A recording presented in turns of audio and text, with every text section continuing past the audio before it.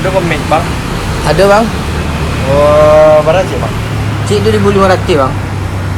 Oh, 6 lah bang. 6. Ya.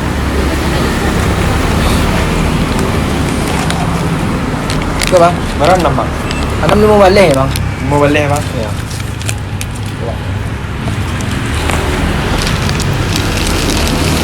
Banyak dah bang. Iya bang. Batuk lah bang. Waktu stay bang. Pakai masker lah nak bang. Eko balik masker bang. Si bang. Okey bang. Sampai sihat bang ni. Ya bang.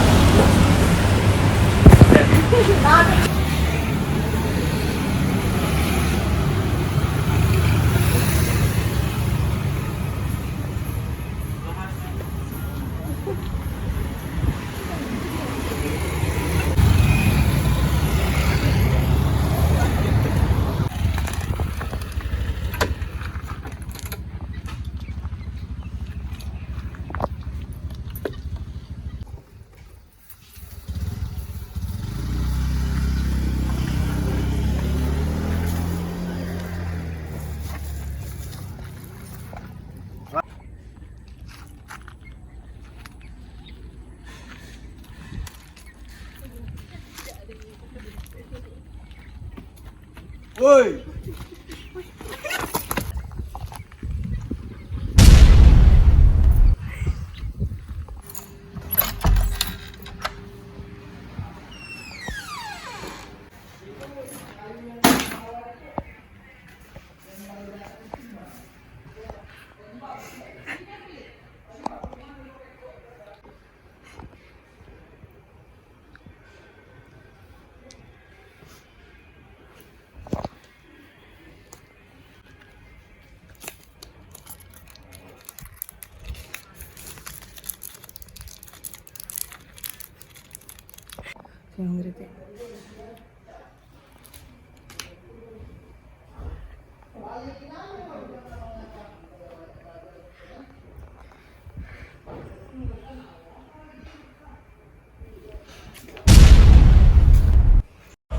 Penyalahgunaan obat telah menjadi masalah besar di kalangan remaja saat ini, terutama dalam hal obat-obatan yang biasanya digunakan untuk mengatasi sakit atau masalah medis tertentu, seperti obat komiks dan antimo. Padahal, kedua jenis obat tersebut seharusnya hanya digunakan atas resep dokter dan tidak boleh dikonsumsi secara berlebihan di luar dosisnya.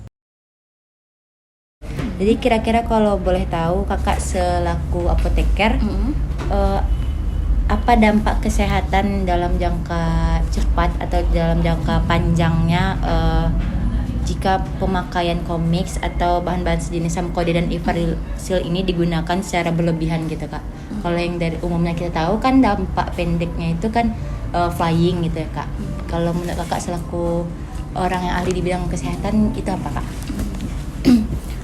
Kalau itu sendiri tergantung dari seberapa yang dia konsumsi ya kan. Untuk setiap obat itu ibaratnya kita konsumsi obat itu jumlahnya ada dosis-dosis tertentu untuk memberikan terapi.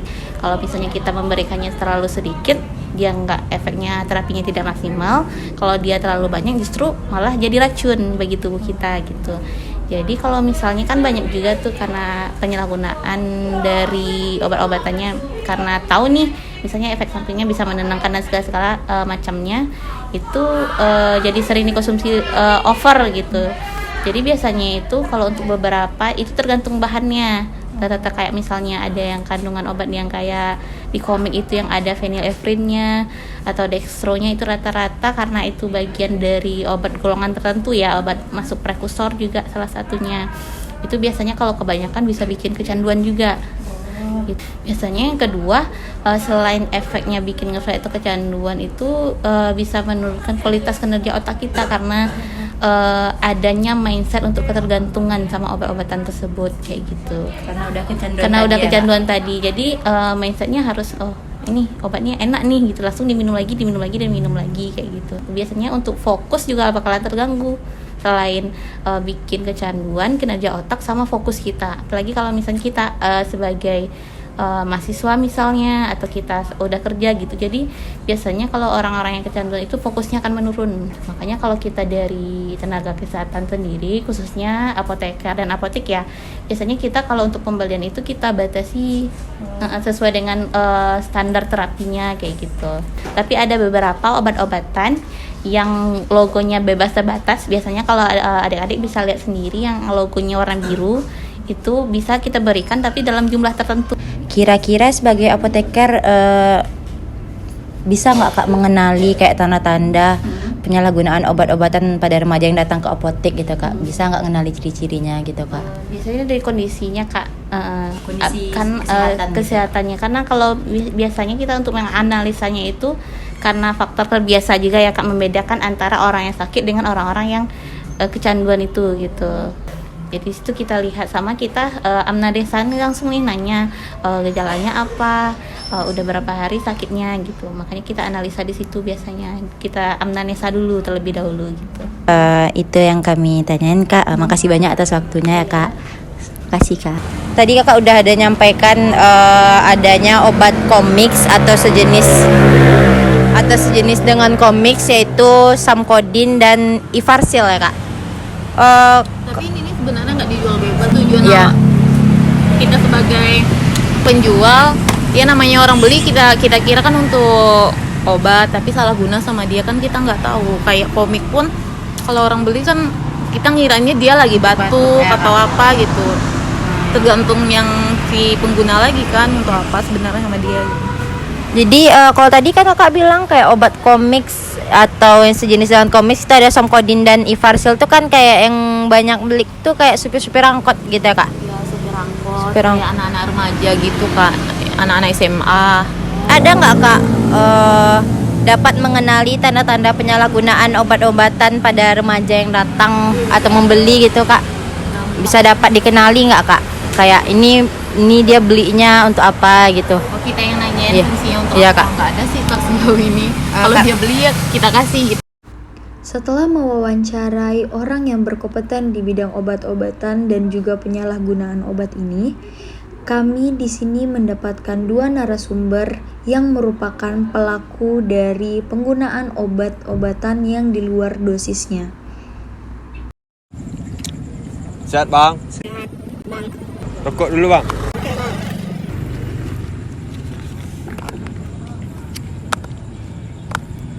Kalau boleh tahu abang sekarang kuliah, sekolah atau kerja bang? Kebetulan kalau untuk kesibukan sendiri saya kuliah bang. Oh kuliah ya bang. Iya bang. Kalau boleh tahu semester berapa sekarang bang? Kalau sekarang tuh saya tuh masuk semester 8 bang. Semester 8. Oh berarti lagi nyusun atau skripsi ya bang? Iya lagi nyusun skripsi saya bang. Mohon maaf sebelumnya bang, saya dapat info dari teman saya bahwa abang sering menggunakan antimo untuk obat stres. Apakah benar bang? Iya kalau soal itu benar bang. Alasan abang atau motif abang untuk menggunakan antimo itu apa bang? Kebetulan kalau motif saya untuk menggunakan antimo itu sendiri untuk obat tidur bang. Oh, karena susah tidur. Susah tidur karena ngerjain skripsi. Iya bang. Ngerjain skripsi. Abang taunya antimo ini untuk obat tidur dari mana bang? Kalau untuk tahu sendiri itu dari lingkungan rumah bang, dari abang-abangan. Oh dari teman, Iya, dari teman dekat rumah bang. dari teman-teman kuliah ya bang. Abang tahu nggak efeknya kalau pakai obat antimo berlebihan? Kalau untuk efek sampingnya kalau kata teman-teman tuh kayak kita tuh bisa nge-fly kalau overdosis. Oh, berlebihan ya bang.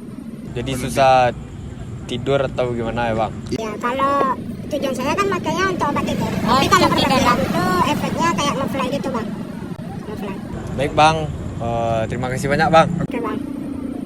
Baik, jadi ini adik lagi sekolah Iya, SMA iya kelas 10. kelas 10. Oke, jadi tadi kan kita udah cerita-cerita nih tentang ketergantungan obat-obatan di luar dosis ya. Iya, Nah, jadi obat apa yang adik konsumsi? komik Kak. Komik. Iya.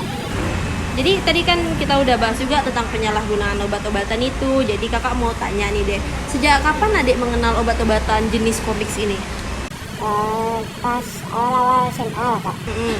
Ya itu diajaknya sama kawan, diajaknya pulang sekolah biasanya. Jadi kalau kalian nih kan tadi udah ngumpul, habis itu ya dibilang mabuk komik lah gitu kan. Itu ada nggak julukan khusus untuk mabuk ini? Paling kan biasanya kami minum pas pulang sekolah. Pas pulang sekolah tuh awalnya duduk di kedai atau di mana duduk ada gerak di sekitaran situ.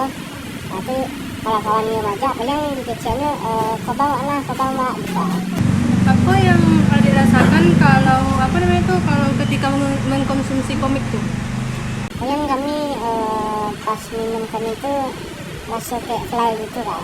Oh jadi mabuk gitu ya? Iya. Tuh berapa banyak komik yang adik konsumsi itu sekali minum itu? Paling 6 atau 7 lah. Nah, itu kami gabung masukkan ke dalam botol aqua gitu. Dalam seminggu tuh berapa kali adik mabuk? Paling tergantung kawan ya Kak, nggak menentu deh. Kadang lagi lah agak 3 kali mungkin 3 kali nggak menentu lah seminggu itu. Tuh tampeknya tuh di mana biasanya tuh?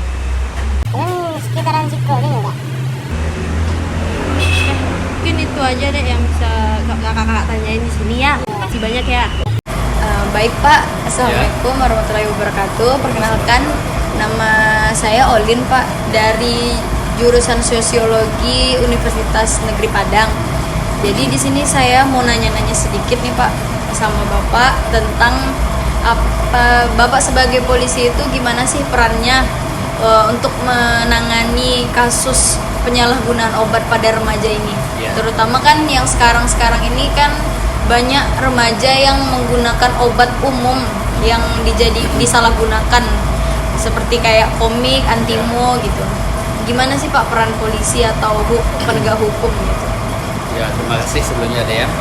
Dari pihak kepolisian kalau menangani permasalahan tersebut, yang pertama yaitu memberikan pengertian kepada pihak penjual, mulai itu apakah dari apotek maupun di warung-warung kecil, di perkampungan.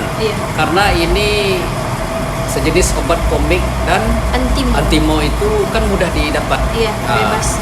Nggak harus di toko-toko besar, ya apalagi di perkampungan, di pedesaan itu paling banyaknya obat itu sudah didapat.